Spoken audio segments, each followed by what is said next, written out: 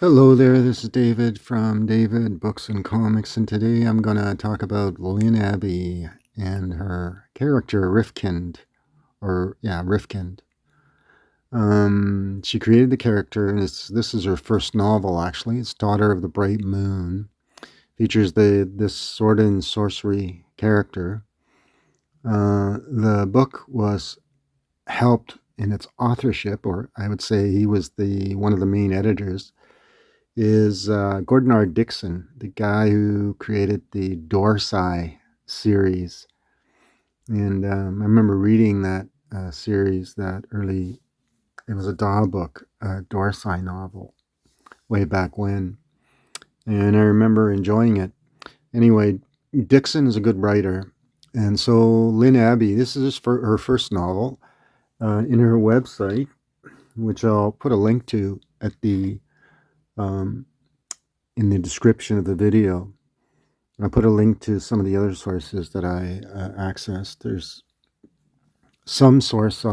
There's one YouTube video by, I think, Liam Lyceum on where he does a great review actually on Daughter of the Bright Moon. On the reviews I've read, they've all been positive. Daughter of the Bright Moon is a novel. That she wrote. It's actually her first novel. And I'll show a look at the copyright date. The cover art is, sorry about that. I'll just have a look here. It has the cover artist. Yeah, Bob Adragna. So first printing, July 1979. First mass market printing is February 1980. So there's an actual hardcover of this. And this is the first paperback. There's the interior artist is a guy named Steve Fabian. And he did this artwork, and I just skimmed through it to see. You can see it's very, no art critic, but to me it looks very surreal. There you go. And it is fantasy. She's well depicted and well drawn here. See, there's a couple more. Easy to find here because of the colored pages. You can see there. There's that one. And you can see all the chapter headings have the same artwork there. And there's one more. And there it is. All right, so that's the first novel. I'll show you the second. The website, she has her own website. It's called, I'll put a link to it. But anyway, where she describes for herself, in her own words, how this book came about. So here's what she writes. My first novel, my first anything, this was the book I started writing when I had Gordon Dickson's guilty attention back in 1977. When I look at it now, sometimes I wonder what he saw in me, but then I'll read a page I'd completely forgotten and think to myself, yeah, I had something going for me.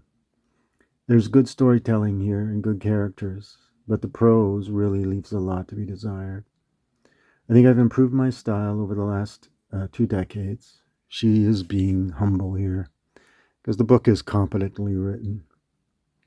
But Rifkin's still quite a character, not someone you'd ever want to bring home to the folks for a visit.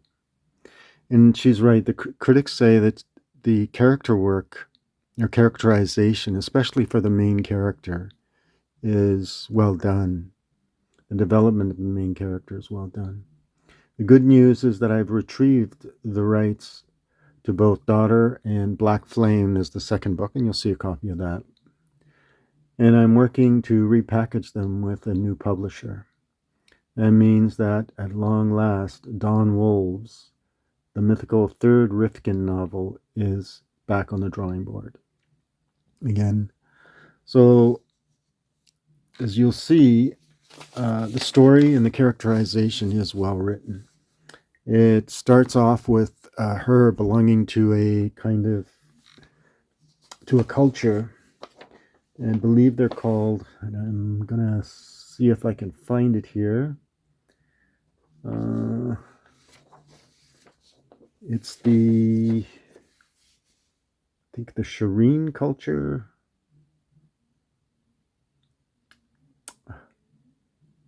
Anyway, she belongs to a culture, and then she moves on to another, the Dro something or other, the Drodaria, and she's also despised in that culture. The reason why it's the daughter of the bright moon is because the deity of the culture that she belongs to, I think it's the Shireen culture or something like that. They worship this goddess of the bright moon. So that's this one. This is the Ace SF paperback edition, and 1979. All right. And you'll notice that this one, the same artist, Baba Dragon. It's signed here on the bottom. It's a lot larger, and the horse in the cover is a sentient horse. So she has more than a connection to. It's a deeper connection. So the horse is actually an intelligent horse, that horned animal that you see on the covers of the books. So it's a beautiful cover. I adore the cover. I adore the concept of Rifkind more than I adore the story. I think C.L. Moore's and there's the C.L. Moore's book is a lot more character is a lot more exciting than she is. The lettering is quite different. It's nice and big, actually. I think there is more interior art. I just don't see it.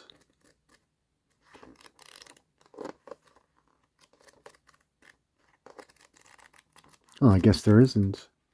But there was. I haven't read this one, so I don't know. First one I've read. So what does it say? It says, priestess, healer, warrior, witch, Rifkind rode out of the Asherin. That's what they're called. Asherin desert alone, but for the goddess of the bright moon, to whom she owed her allegiance. Alone she faced the strange new world of civilization. Alone she drove herself beyond the endurance to wrest the secret of her destiny from the all-powerful enemy who had that secret to teach, and she survived. Okay, so that's the first paragraph of that blurb. So what did she say about the creation of this novel? She said, I'd written one book. It was time to write another. Looking back, I can see how strongly influenced I was by both Robert E. Howard and Carl Edward Wagner, the authors who wrote the sword and sorcery stories I love to read. I wrote Daughter and Black Flame in the prehistoric pre-computer era. Longhand for the first drafts and hired a typist for the final one. I've never been a particularly accurate typist. Praise be to the modern word processors.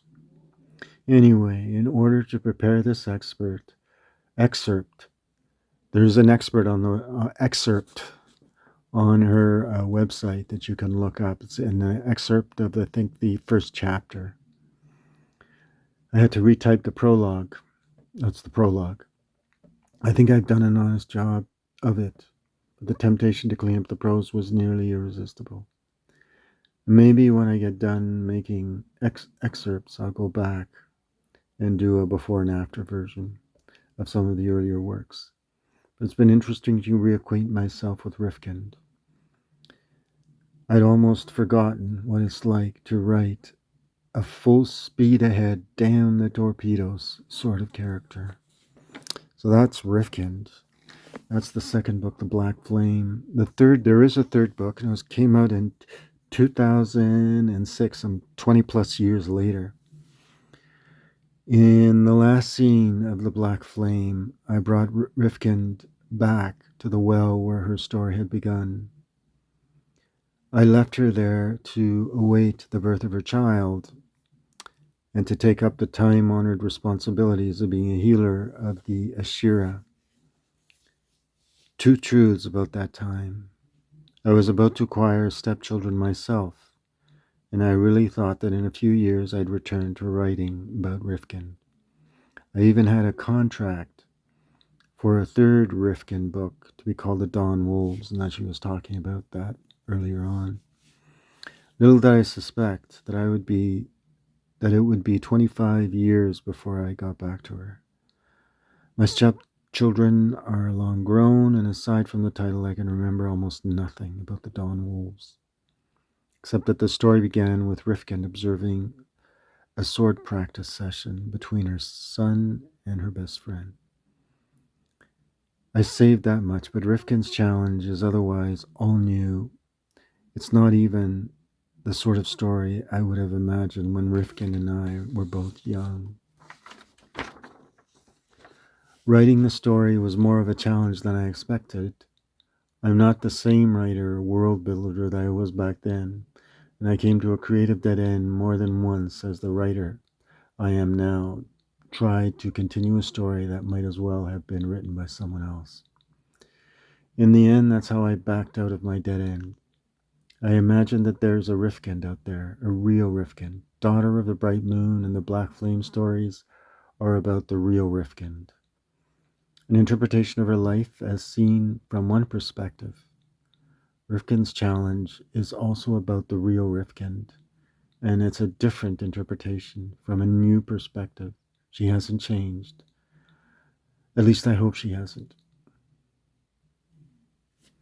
So there's a great cover, and I'll show a copy of it there. The cover is done by, she gave me the name here, Julie Bell. Okay. The name of that horse is Covin, her sentient horse. All right, so I hope you enjoyed this look through these books by Lynn Abbey. Her first forays into writing before she became that part of that with Robert Asprin, writing all those shared world adventures like Thieves' World and so on. All right, so leave me any comments, and if any of you have read these books, let me know. I know there is one review, and the reviews that I've seen are fairly positive. I mean, they don't give rave reviews, but like I said, Lynn Abbey knows how to write. She is a competent writer. She knows how to tell a story. All right, so comment. Thanks for the subscriptions, and we'll see you soon. Okay, bye.